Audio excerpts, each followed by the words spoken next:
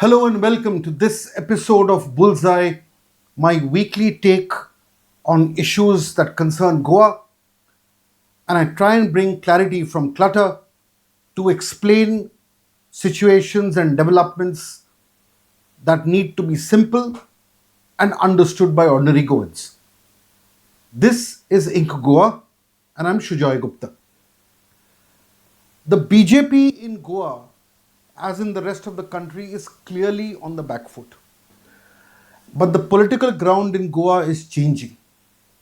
It is changing much faster than what the established political parties can fathom or are willing to understand. The BJP, after the Gen Z protests and the unprecedented turnout of young people in its Mapusa and Panjim rallies, is concerned, even in Goa. And the emergence and the establishment of the Cockroach Janta Party emphasizes that a generation that was mocked, dismissed, and treated as if it had no political voice has now stepped forward to answer those in power.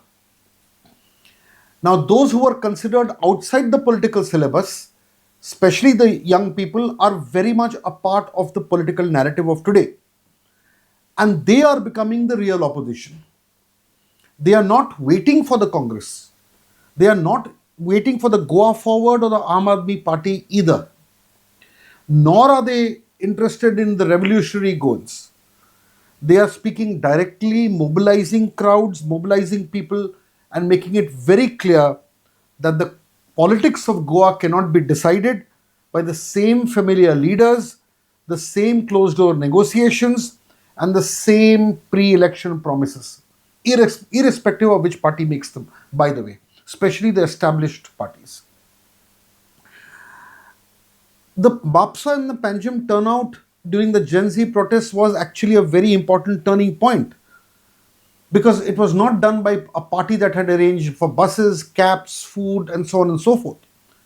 And that spontaneity is very, very important in the context of what I am going to talk today about. And my subject at hand is the state of the opposition. Is the opposition prepared? Now, the anger of the Gen Z is very well documented. But that anger cannot be the property of any one political party is the message that is clearly out. And that is also important in the context of what has happened today, the 4th of August. A very important by-election in Bihar in Bankipur was conducted and the results were announced today. The Jan Suraj party of Prashant Kishore, who did not win a single seat, contested the Bankipur elections. Prashant Kishore himself contested and has won by close to 20,000 votes, 18,000 something. Last time when the main elections were there, the Jan Suraj candidate had got only 8,000 votes, by the way.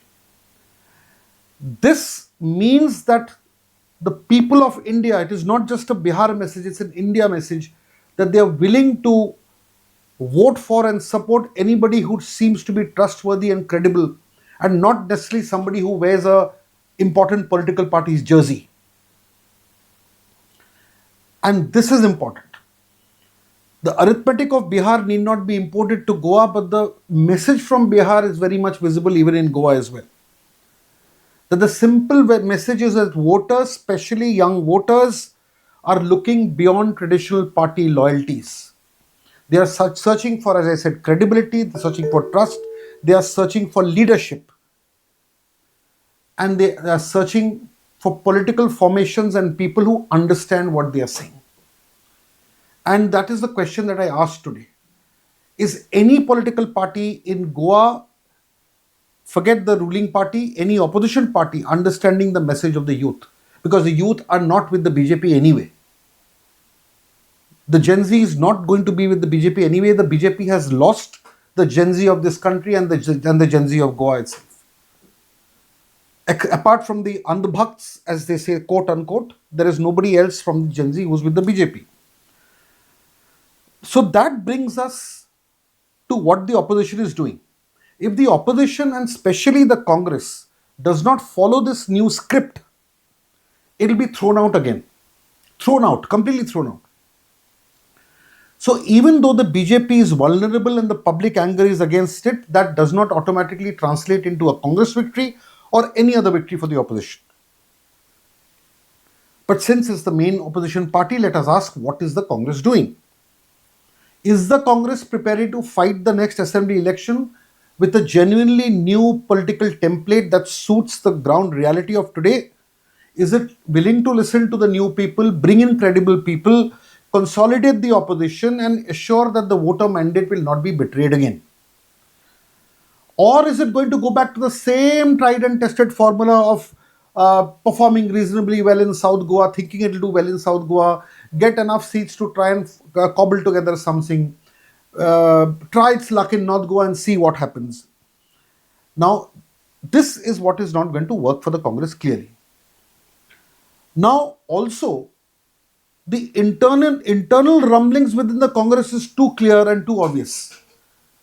The so-called Yurish bromance, meaning the bromance that was happening between Yuri Alemao, the leader of the opposition, Girish Chodankar, the Congress president, is well and truly over. Girish and Yuri are working at cross purposes within the Congress. And that has happened because Girish Chodankar has thrown his hat into the electoral ring. As soon as Girish Chodankar said that he is going to contest or wants to contest this election, that set the cat among the pigeons as far as Yuri Alemao is concerned. He was clearly rattled because he had assumed that he would be the next Chief Minister of Goa even before he knew how to get the required number of seats to form a government in the first place. Now, Yuri's formula, and this has completely upset Yuri. The very fact that Girish wants to contest has completely gone out of the syllabus that Yuri was preparing for these elections. Yuri's apparent formula was that he would get the backing of 10 to 12 candidates of his choice, ensure that a reasonable number would win and he would have a block of MLAs supporting him, and therefore get the endorsement of he being the next Chief Minister without doing any calculation as to where those 21 seats are going to come from. So that is why it is absolutely shocking or amusing to understand, to note, that his assumptions about becoming a Chief Minister had developed even before the mathematics of winning the elections was worked out. Now, Girish Chodankar may not have won an assembly election, but he's senior enough in the party to command that presence and be an aspirant, a genuine aspirant for that race if the Congress does well.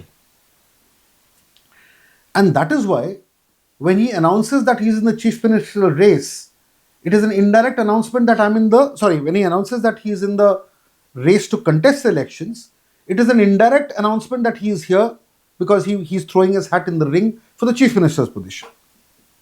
And he's senior to Yuri in the party structure. He's the state Congress president. He has the backing of the AICC in a manner that is very, very surprising to many. But Girish's backing in the AICC is far more than anybody can imagine. Whether rightly, wrongly, we're not getting into that. But that is a fact. That Girish is the most trusted Goa Congress leader within the AICC. And that is why the internal battle between the Congress or between Yuri and Girish is narrowing down to who can secure more constituencies for themselves first. And they're not really planning the larger victory of the Congress. And that is important in several constituencies. Both Girish Chodankar and Yuri Alemao have their own candidates and they're pitching for different candidates. So it is not about who is the strongest candidate against the BJP. The issue is increasingly becoming as to whether that candidate will be in the Girish camp or in the Yuri camp. For instance, in Talegaon, Girish Chodankar is openly backing the wife of a present Manohar Parrikar loyalist. I'll say that again. In Talegaon, Girish Chodankar is backing the wife of a Manohar Parrikar loyalist, with both the husband and the wife getting ready to join the Congress. And both of them are hardcore BJP members. This is important. While Yuri has been in conversation with a couple of younger leaders, political leaders in the constituency, including somebody who has contested the election from Talegaon earlier. So there are two clear sets of candidates owing allegiance to one, to Girish or to Yuri. This is Talegaon's, right in the heart of Goa. And that is important. Then I will share one more incident. Recently, Yuri Alemao traveled to a North Goa coastal constituency to try and woo a former MLA of that constituency. Incidentally, during Amit Patkar's time as the president, it was Yuri who was resisting the re-entry of this former MLA back into the party and was vehemently opposing him. Now that he needs more MLAs or more people backing him, Yuri rushed to this North Goa coastal constituency. And he asked the former MLA to join the Congress. Up to now, it could be seen as a legitimate exercise of a senior party leader wanting another person to join the party. But then what did he say to this former MLA? That yes, you join the party provided that you back me as the chief minister. Even before elections are declared, even before candidates are finalized, joinings are happening or joinings are attempted based on this. Let Mr. Yuri Alemao deny this. Let him deny this, that he went and actually said this. And I will take Yuri on when he denies this. Secondly, this particular former MLA actually asked Yuri to go away. He refused it, clearly telling him that during Amit Patkar's time, you had put me in the wilderness. Now that you need me, you're coming to me. I am not interested. This is what has happened. But look at the overtures being made by different people in different camps of the Congress, both Yuri and I'm sure Girish is doing the same thing, to get people aligned to them. And this kind of jostling for position is the biggest red flag for genuine Congress voters who really want a Congress-led consolidated formation to come to power by getting the BJP out. The people are not interested in the Congress distributing an imaginary government amongst themselves, jostling for imaginary chief ministerial positions before even winning the election, before even contesting the election. They are not interested in which leader controls how many MLAs, which faction gets more tickets, which chief ministerial aspirant can build a larger personal group. People in Goa are not interested in these kind of silly, immature dynamics. They want the Congress to win. But is the Congress helping itself because of its internal battles? It is entirely about individual political weight and not about the collective weight of the party. This is the biggest problem that the Congress faces as of today. There is another factor that needs to be examined very, very carefully. Is it entirely unbelievable that the BJP will sit quietly and keep itself totally aloof from whatever is happening within the Congress? Can the BJP keep itself aloof from the Congress's internal battles? That is not BJP's nature. BJP will not stand at a distance and allow Congress leaders to fight amongst themselves without attempting to do what is commonly described in Goa a political setting. The BJP survives in these political settings. The BJP's political strategy has never been dependent on only defeating a Congress party at the election. It has depended on maintaining relationships across political parties, opening channels, creating post-poll possibilities with sections of the opposition. There are several political scenarios that could happen which could lead to these back-end arrangements. Scenario one. The first is a situation where the BJP gets close to a majority but falls a few seats short. Now, if a chief ministerial hopeful within the BJP, somebody who's challenging and wanting to become a chief minister, suppose he's denied that position, then he could attempt an alternate formation within elements of the opposition. Scenario one. Scenario two, BJP gets over the majority mark but still wants to consolidate its MLAs and its government. Backdoor negotiations could lead to another split in the Congress and defections happening towards the BJP. And in that scenario, the BJP leader who controls more power within the opposition will be in a better position to engineer these defections. This is scenario 2. Scenario 3 is an alternate post-poll formation created by fragments of BJP satraps with no party ideology, and BJP has so many satraps with no party ideology, with fragments of opposition parties. So basically, look at this scenario. Fragments of the BJP leaders who have no political party ideology with fragments of the opposition who did not have any pre-poll alliance. So a ragtag coalition comes into power. This also is possible, and these are not imaginary possibilities in Goa. Everybody knows it. Even a child knows that this is possible in Goa. Political formations emerge after elections and unlikely formations do.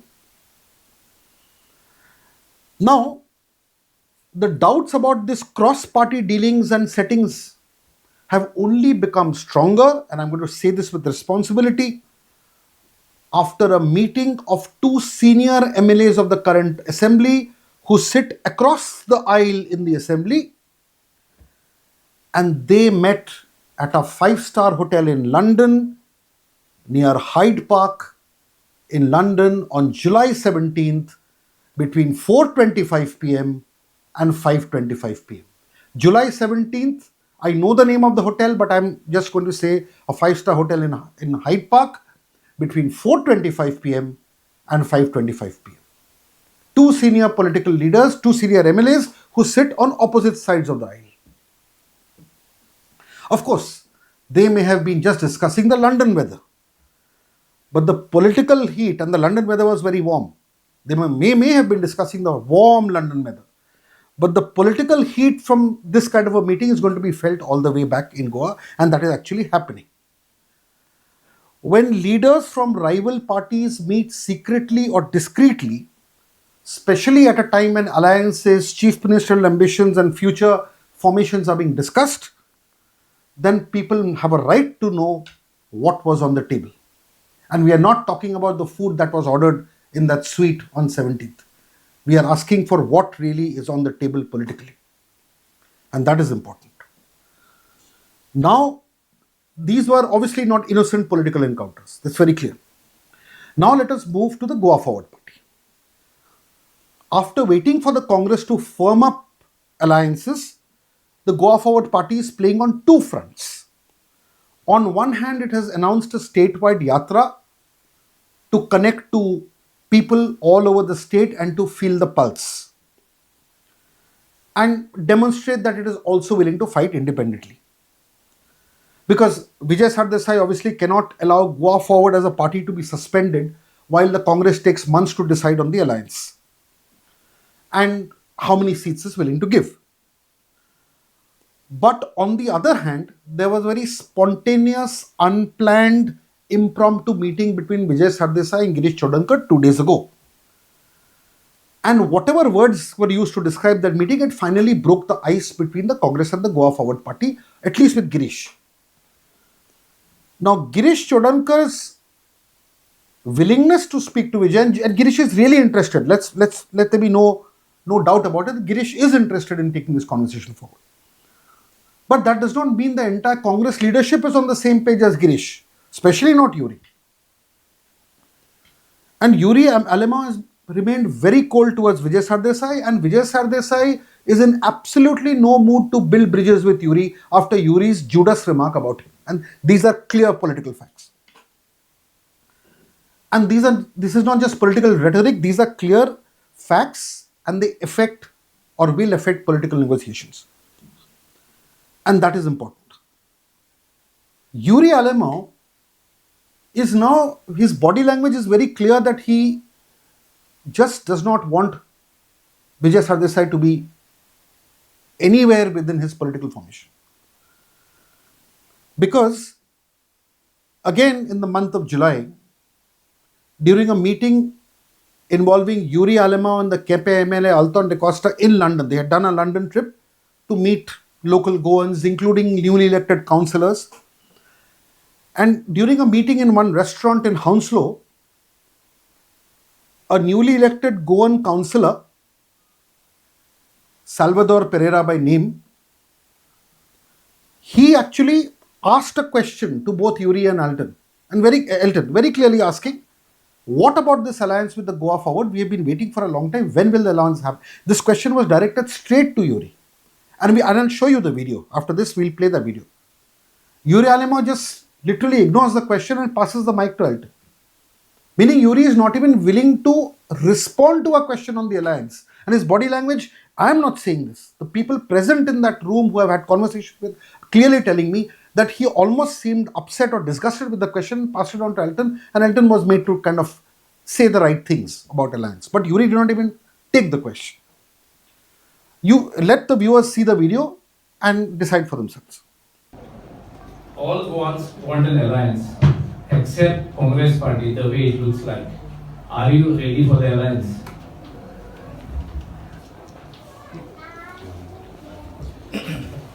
Are you ready for the alliance?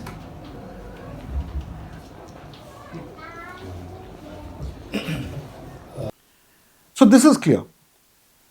Now, Goa Forward faces a strategic question. Should it focus its resources and time on about 12 constituencies where it believes it will have candidates and the Congress will give them 12? That's the hope. Or whether it should prepare for 25 or more seats if the alliance negotiations finally collapse. And that is a serious dichotomy that the Goa Forward is facing, and it needs to sort this out soon. Because this decision cannot be postponed indefinitely. Candidate building, constituency organization, campaign preparation, all this needs time. Goa Forward cannot wait until the last moment and then discover that the Congress is offering them very few seats. And what if the Congress offers the Goa Forward seats in totally rejected constituencies where the Congress has no chance to win? And they are BJP strongholds. So these are scenarios that need to be discussed during further talks. And that is why seat sharing should reflect the actual political strength, the candidate credibility, and the strength of each party in that constituency. Otherwise, there is no purpose. Now let's go to the revolutionary Goans. The RG has to a large extent self-imploded. The appearance of what is being described as an original party constitution uploaded on the Election Commission website as recently as July, when the constitution is as old as 4 years now, has further complicated the internal conflict in the RG. This constitution uploaded on the EC website suddenly in July is being interpreted as consolidating Viresh Borkar's hold as the president, because this constitution gives all the powers to the president. And this cannot have happened without any support from the political establishment. This position is being challenged by Manoj Parab, who resigned from the party and not yet back, but his faction is challenging it, saying that the version 2 of the constitution, which gives larger powers to the election committee within the party, which ultimately will decide seats, that is the constitution which is valid and not the constitution which is now on the EC website. Look at the confusion. So basically, the political consequence of this is that people do not see RG as a potent force anymore. A party that presented itself as an alternative has been subjected to various manipulations. Its support base in the United Kingdom has also shrunk. People, RG supporters in the United Kingdom who have enough influence among voters in Goa, in their home states, in their home constituencies in Goa, have very clearly said that they will not back RG as a political alternative. Aam Aadmi Party, meanwhile, says it wants an alliance on paper but continues to perform a solo dance as if it does not want an alliance. So, wooing opposition parties but dancing alone. This is what the AAP is doing.